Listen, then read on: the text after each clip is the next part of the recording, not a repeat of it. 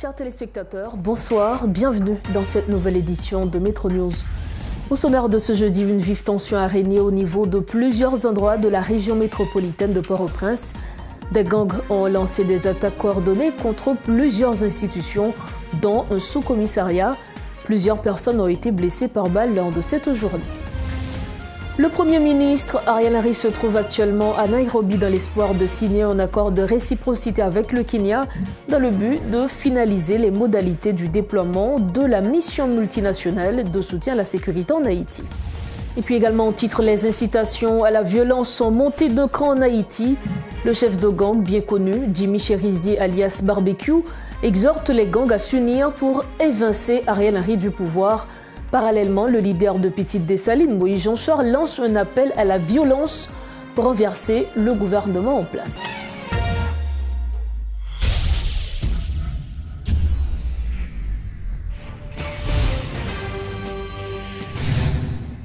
Dorochef, bonsoir à tous. Bienvenue au développement des titres de l'actualité. Ce 29 février, la capitale a été plongée dans un climat de terreur alors que des gangs ont lancé des attaques dans plusieurs zones. Au centre-ville de Port-au-Prince, une quinzaine de personnes ont été blessées et plusieurs maisons ont été incendiées. De plus, le sous-commissariat de Portail-Léogane a été attaqué par des bandits qui ont mis le feu à des véhicules présents sur place. Dans un état de panique, de nombreux déplacés se trouvant dans des abris temporaires tentaient désespérément de trouver de nouveaux lieux de refuge, notamment à Turgeau, à Canapé-Vert et à Bourdon. Rodolphe Pierre-Louis a parcouru plusieurs zones de la capitale. Il est avec nous sur le plateau pour nous fournir plus de détails à ce sujet. Rodolphe Pierre-Louis, bonsoir et merci pour ce plateau avec nous. Bonsoir Rose, bonsoir à toutes et à tous. Il faut dire que la capitale s'est réveillée ce matin sous une vague de tension, notamment au centre-ville et Carrefour Aéroport. C'est vraiment des tirs nourris ou même qui étaient dans la rue en jeudi, Rodolphe Pierre-Louis. Est-ce capable d'écrire pour nous qui genre situation était? Justement, donc depuis dans la matinée, vers les 7-8 heures, tu as gagné plusieurs tirs qui t'étendaient dans la capitale là, dans le centre-ville là, il y a un peu de monde même qui était inquiet par rapport à tir ça yo, mais lorsque journée allait avancer vers les 10-11 heures après le midi, donc tir yo maintenant, il y a des gens qui sont obligés de courir quitter la caillou parce que non seulement il y a des gens qui rapportaient que c'est des groupes armés qui ont tiré entre eux, mais il y a des gens qui rapportaient tout que c'est des échanges que groupes armés ont gagné avec des agents de la PNH. Donc là, moun yo même yo a couru quitter la caillou, ça sorti dans Monseigneur Guillou, ça sorti dans la Fleur du Chêne, ça sorti dans plusieurs raccoins dans la capitale là. Donc là, yo même nous rencontrer yo qui passé sous champ de Mars là, yo a monté et sous champ de Mars là tout faut souligner tout que tu gain pile courir parce que les tirs ça yo gen monde qui a couru sous champ de Mars, gen monde nous rencontrer avec paquet dans main yo, petit bébé sous bras yo cap monté dans zone Turgeau et là nous essayer demander qui ça gagne, yo a décrit nos situations pour dire nous que c'est un pile tiré qui gagnait bandit qui mettait du feu dans plusieurs maisons, dans plusieurs business qui trouvaient dans zone rue de la Réunion, rue de l'Enterrement. D'ailleurs même à distance, leur était sous nazon ou a font coup d'œil en bas ou gros flamme du feu qui a monté parce qu'il y a plusieurs maisons que yo incendiées et puis mounza yo tout yo souligné nous que gagnait et plusieurs moun qui prend balle et c'est un constat que notre arrivé fait tout dans le niveau de l'hôpital général, il y a plus qu'une dizaine de citoyens qui prennent balle perdue et l'œil même il y a pas là avec nous à expliquer nous ça qui passé, c'est pas comme si c'est des gens qui dans champ de vision groupe armé il y a pas des cibles exactement, mais c'est pendant moun yo même yo dans occupation il y a vaqué à occupation et puis yo victime de balles perdues. Donc ces situations ça qui régnait dans la capitale la journée aujourd'hui là en pile maman que nous essayer parler avec eux pour demander au côté au pralé yo même yo dit que yo pas connaît qui boy au pralé monde qui était déjà dans des camps dans des sites d'hébergement qui trouvaient dans centre-ville là yo même tout yo obligé courir quitter des monde qui yo même était dans lycée Marie-Jeanne côté que nous réalisé plusieurs reportages là nous à côté moun yo parler avec eux en pile na yo courir quitter donc là déplacé exactement qui était déjà là obligé l'autre fois encore à chercher côté pour yo aller y a déplacé côté vidéo hier, parce que situation était vraiment compliquée. Il était vraiment compliqué pour un pile monde aujourd'hui qui trouvait dans le centre-ville là. Et dans le moment où on parle là, il y a un pile de monde qui trouvait dans la rue, qui a posé cette question, qui côté au aller, parce que il y a victime de balles perdues, il y a groupe armé au cap tiré, il y a couru, les tirés a fait que par contre quand on balle a sorti, il y a couru, et pire de tout ça, en pile n'a victime de balles perdues. Faut nous dire également que la faculté d'agronomie au niveau de Damien passe, en fait, c'est un espace tout côté bandit t'es envahi journée jeudi 29 février et selon information t'as gagné yon étudiant qui prend une balle dans les oreilles ou de lui. Justement, il y a un étudiant qui est victime. Selon information qui arrive joindre nous tout, il y a des étudiants qui ont allé ensemble avec eux et il y a une scène de pillage tout qui est enregistrée. Il y a Autoplaza lui-même qui est victime parce que dans la barrière Autoplaza il y a plusieurs impacts balles.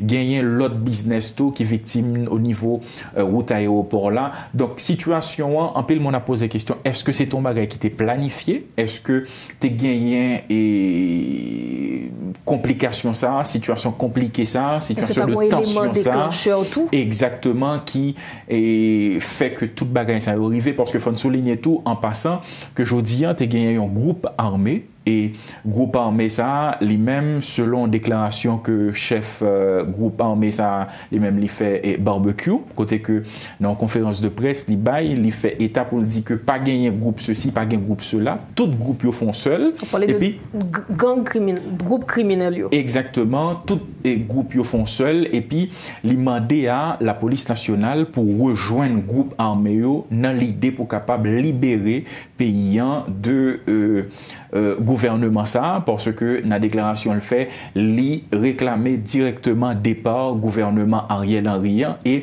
pendant que je dis un groupe armé ça yo même yo t'a monté dans niveau rue Saint-Honoré yo arrivé bord limite l'hôpital général te gain agent USGPN yo même qui te fait des confrontations ensemble avec eux ça te vinn fait que yo même yo rebrousser chemin mais selon information qui arrive joindre objectif c'est pour yo te arriver dans limite palais national que agent USGPN yo même yo fait yo rebousser chemin. Donc c'est toute déclaration ça qui vient sans que ne pas oublier tout conférence de presse que Moïse Jean-Charles lui-même li baillon l'autre fois journée jodi côté que li lancé un appel à la violence parce que li estimé que le fait que pour le ministre Ariel Henry, lui-même lui déclaré mais qui l'a fait élection, mais qui ça l'a fait dans telle année, dans telle date, pour lui-même c'est la guerre.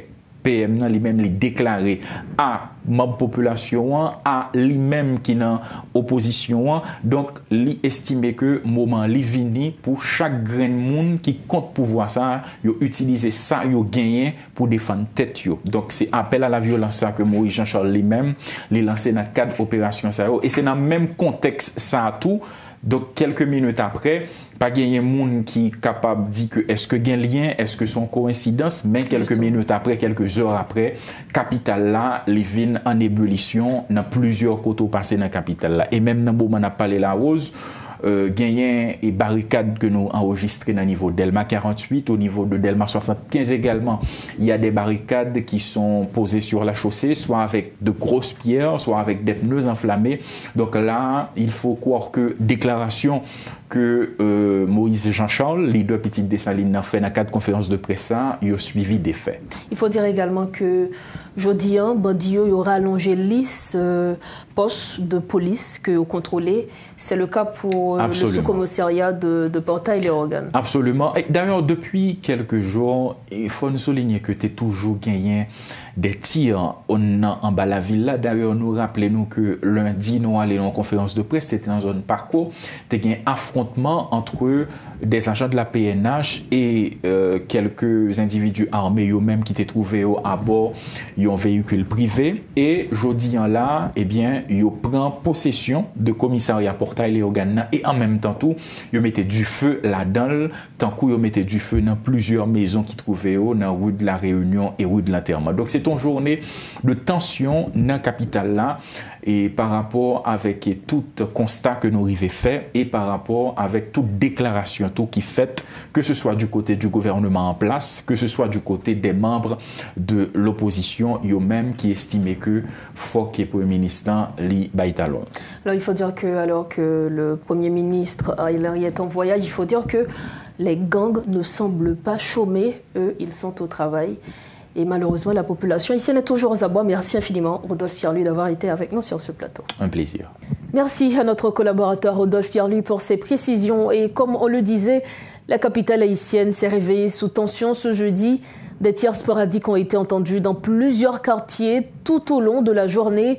Une situation qui a provoqué un vent de panique, notamment au centre-ville, où des résidents de plusieurs quartiers ont été contraints de fuir.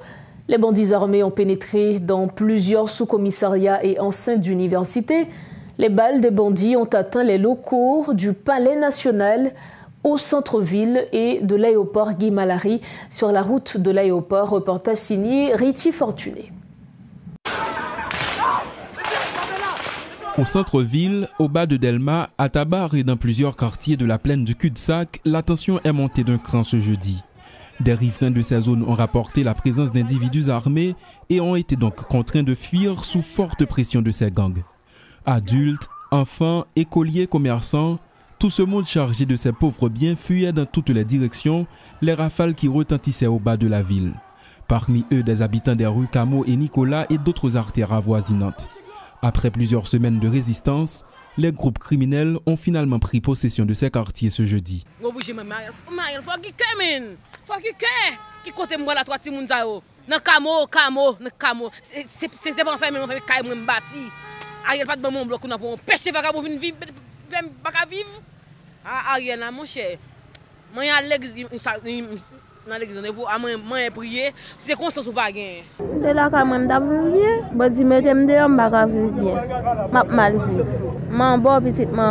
Cette attaque a provoqué la paralysie des activités scolaires dans certaines zones où les parents se sont précipités dans les écoles pour récupérer leurs enfants.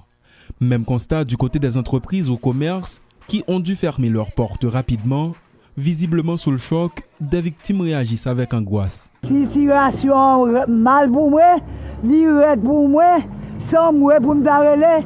Magé pays, magé président. Eh bien, moun yo quoi la caille arrivé, yo dit on va arriver Salomon mais arrivé qui fait moi dans la rue. Ministre l'a dit, la paix élection 2025 pour remettre 2026 parce que sont bons moun. Le sous-commissariat de Portail-Léogane a été partiellement incendié. Plusieurs véhicules qui se trouvaient sur la cour sont également partis en fumée.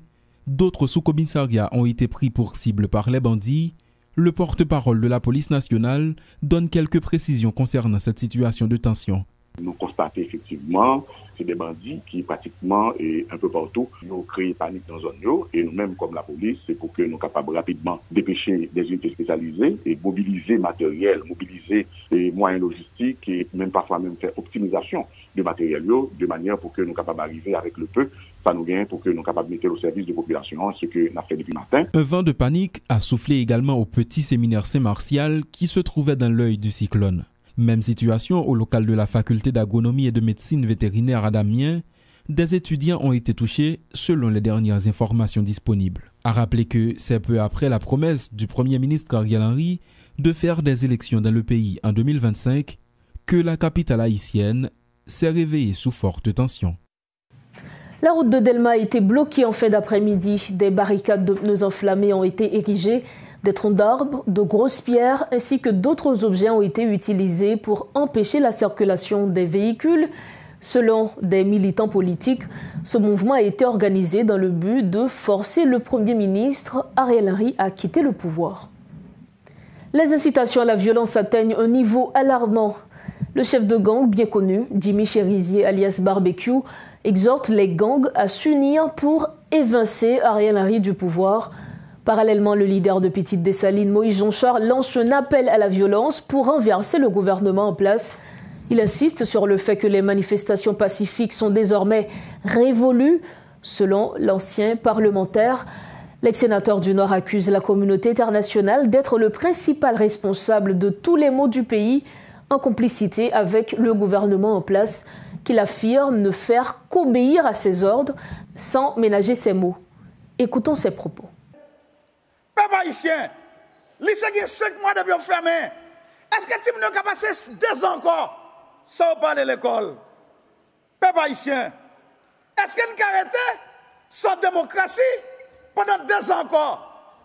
Peuple haïtien, est-ce que nous avons arrêté en bas de sécurité ça pendant 2 ans encore? Peuple haïtien, est-ce que nous avons arrêté avec situation qui a développé dans la Tibonite? Il y a des gens qui sont dans la capitale là, ou pas aller dans la province de Kayou.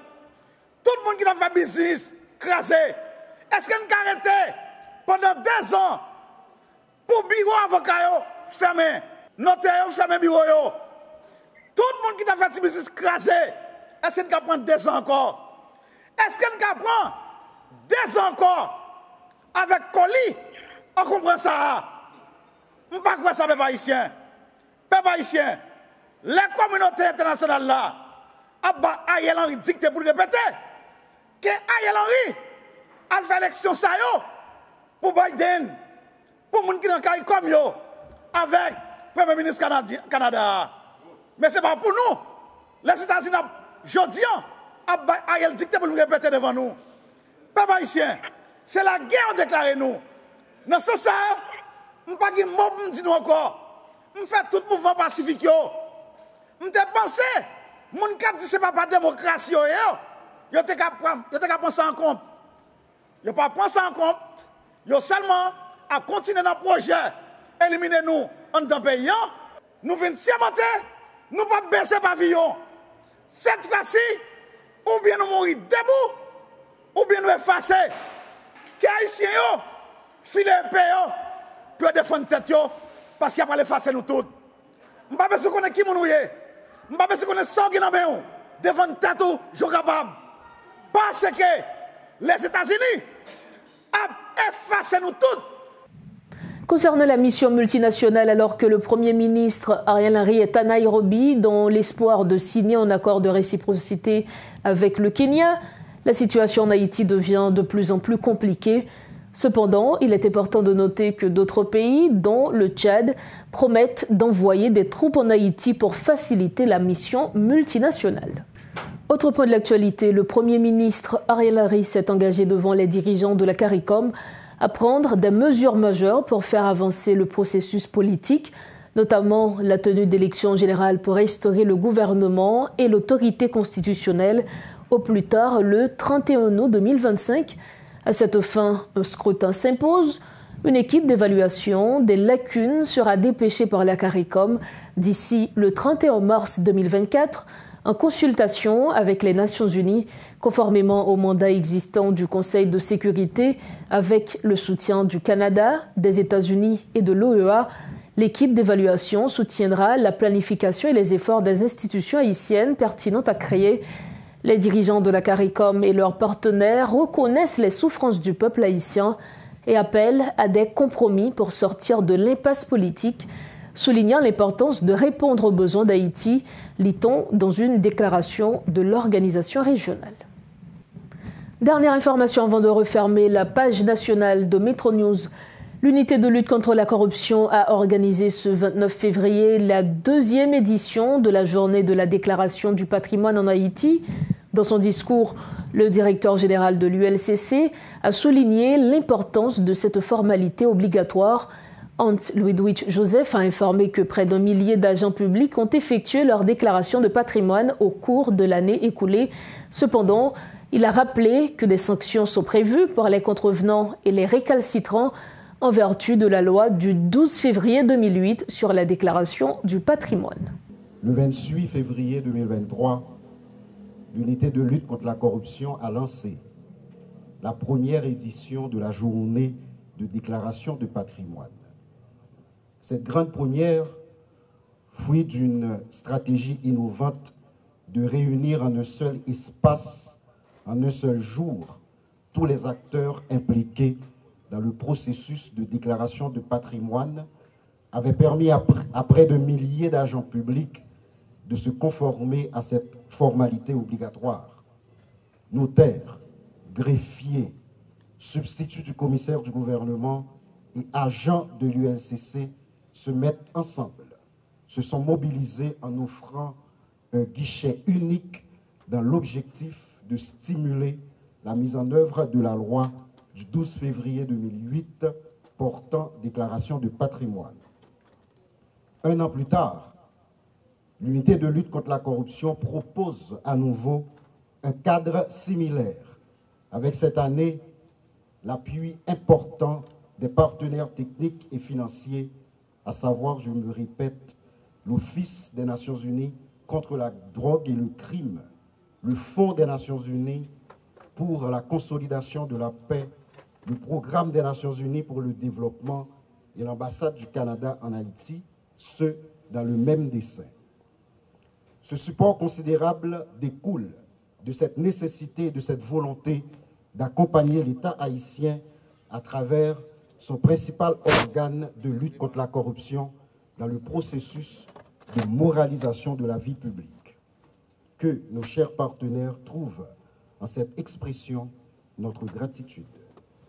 Il convient de rappeler à cette phase que le législateur confie un rôle de premier plan à l'ULCC, tant dans le processus que dans la gestion des déclarations de patrimoine. Il dit, et je cite, « L'unité de lutte contre la corruption est chargée de collecter dans les greffes des différentes juridictions du pays les informations fournies par les déclarants, de les traiter en vue de la création d'une base de données dont elle a la garde et le contrôle et qu'elle analyse aux fins d'enquête en cas de soupçon d'enrichissement illicite ou de tout autre acte de corruption. Ces vérités, marquées par la loi fondamentale, postulent pour une vie publique définie par la transparence et le respect de la loi. La loi d'application de ce prescrit constitutionnel représente certes une étape cruciale franchie, néanmoins, le diagnostic de mise en œuvre de la loi du 12 février 2008 portant déclaration de patrimoine par certaines catégories de personnalités politiques, de fonctionnaires et autres agents publics réalisés par les cadres de l'ULCC établit des faiblesses relatives au régime de sanctions trop peu contraignantes et à la rigidité de la confidentialité qui est imposée.